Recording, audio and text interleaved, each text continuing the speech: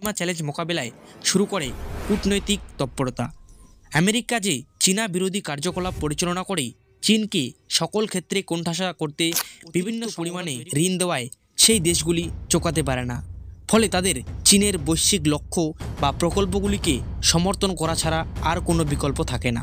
চীনের সামরিক কূটনীতি মূল্যায়ন করার জন্য আমরা সম্পর্কিত কার্যকলাপগুলিকে চলুন আলোচনা করি।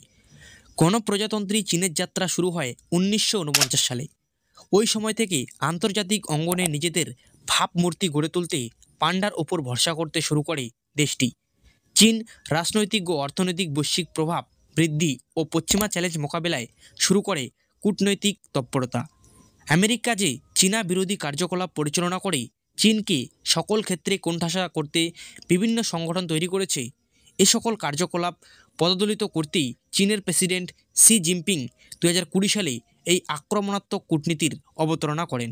চীন বিশ্বজুড়ে তার প্রভাব বিস্তার করেছে, তবুও তার কূটনীতির প্রচেষ্টার কেন্দ্রবিন্দু এখন তার নিজস্ব জটিল প্রতিবেশী অঞ্চলে।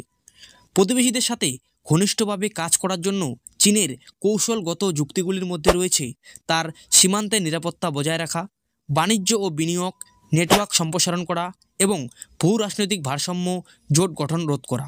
যদিও চীনের আশেপাশের দেশগুলি বেইজিংয়ের সাথে বাণিজ্য ও বিনিয়োগ সম্পর্ককে স্বাগত জানায়, সাম্প্রতিক বছরগুলিতে চীনের আরও দৃঢ় পদক্ষেপগুলি চীনা উদ্দেশ্য সম্পর্ককে ভয় এবং সতর্কতার জন্ম দিয়েছে। চীন বিশ্বের বৃহত্তম ঋণ সংগ্রহকারী দেশ, যাদের ঋণ গ্রহীতার ঋণ 1.1 থেকে 1.5 ট্রিলিয়ন ডলারের মধ্যে। কিন্তু চীনা বিনিয়োগ গ্রহণকারী দেশগুলি অস্থিতিশীল ঋণের শিকার হয়, কারণ চীন তাদের অতিরিক্ত পরিমাণে ঋণ দেওয়ায় সেই দেশগুলি চোকাতে পারে না। ফলে তাদের চীনের বৈশ্বিক লক্ষ্য বা প্রকল্পগুলিকে সমর্থন করা ছাড়া আর কোনো বিকল্প থাকে না। চীন বিশ্বের অন্যান্য দেশে বিশ্বের বৃহত্তম বিনিয়োগকারী রাস্তাঘাট ও রেলপথ, জ্বালানি সরবরাহ, টেলিযোগাযোগ এবং আরও অনেক কিছুর মতো অবকাঠামো নির্মাণে ঋণ বা তহবিল সরবরাহ করে। এই প্রচেষ্টায় চীন বিশ্বের মধ্যেই তার প্রভাব সৃষ্টি করেছে, যা মার্কিন যুক্তরাষ্ট্রের অর্থনৈতিক, রাজনৈতিক এবং নিরাপত্তা স্বার্থের জন্য চ্যালেঞ্জ তৈরি করেছে। চীন বিশ্বব্যাপী জ্বালানিতে শীর্ষ বিনিয়োগকারী। 2013 থেকে 2022 সালের মধ্যে 64টি দেশে 226টি বিদ্যুৎ কেন্দ্র অধ্যয়ন করেছে।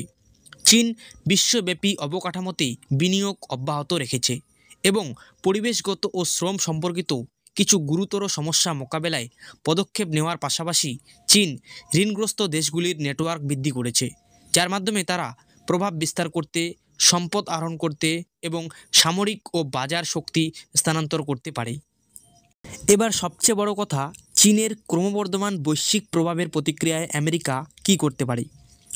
মার্কিন যুক্তরাষ্ট্র 76 বিলিয়ন ডলার ব্যয় করেছে, যেখানে চীন 679 বিলিয়ন ডলার ব্যয় করেছে একই ধরনের বৈশ্বিক অবকাঠামো প্রকল্পে, যেমন পরিবহন, জ্বালানি, যোগাযোগ, শিল্প, পানি সরবরাহ ও স্যানিটেশন, সেই সাথে খনি ও নির্মাণ খাতে। মার্কিন যুক্তরাষ্ট্র চীনকে ছাড়িয়ে যেতে পারেনি। সর্বোপরি বলা যায়, চীন বিশ্বব্যাপী বিনিয়োগকারী হিসেবে যত বেশি অভিজ্ঞতা অর্জন করবে, ততই সম্ভবত চীনা বিনিয়োগ কিছু দিক থেকে আরও সাধারণ হয়ে উঠবে। অন্যান্য ক্ষেত্রে বৈশ্বিক নিয়মকানুন পুনর্গঠন করবে, তবে কিছুটা হলেও এটি বৈশ্বিক অনুশীলনের সাথে সাথে সাংঘর্ষিক থাকতে পারে।